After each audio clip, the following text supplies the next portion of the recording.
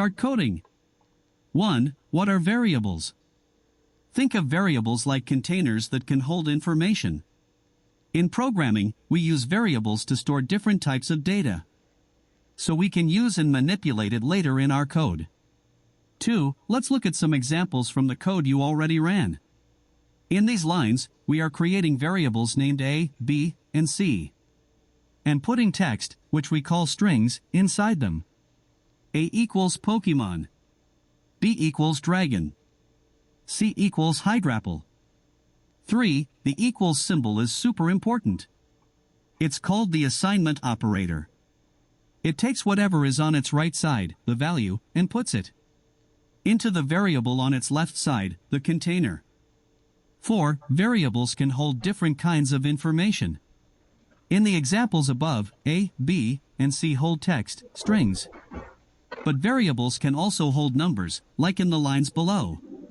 Here, number, multiplier, and n are variables holding number values. We could do calculations by using the variables.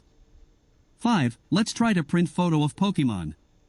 The code cells that display Pokemon photos work by using two Python libraries, requests and ipython.display. Here's a breakdown of what the code does. Import requests. This line imports the requests library, which is used to make requests to websites and get data from them. In this case, it's used to get information about Pokemon from the PokeAPI. DisplayLine imports the image and display functions from the ipython.display library. Image is used to create an image object from a URL, and display is used to show that image in the output. Pokemon_name equals this line sets a variable Pokemon_name to the name of the Pokemon you want to display. By changing the name, we can print different Pokemons.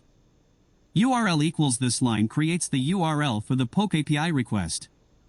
It uses an F string to insert the lowercase version of the Pokemon_name into the URL. Response equals requests.get. URL this line makes a GET request to the specified URL using the requests library. The response from the API is stored in the response variable. If response.status_code equals 200, this is a conditional statement that checks if the request was successful. A status code of 200 means the request was successful and the API returned data. Data equals response.json. If the request was successful, this line parses the JSON data received from the API and stores it in the data variable. Image_URL line extracts the URL of the Pokemon's official artwork from the data dictionary. The PokeAPI provides different image options. Image line creates an image object using the extracted image_URL and then displays it in the output. Print line prints an error message to the console if the Pokemon information could not be found. In short, the code fetches data about a Pokemon from an online database, finds the URL of its image within that data, and then displays the image. Now I'm going to change the variable to print different Pokemons. By changing the variable, you can print different Pokemon images.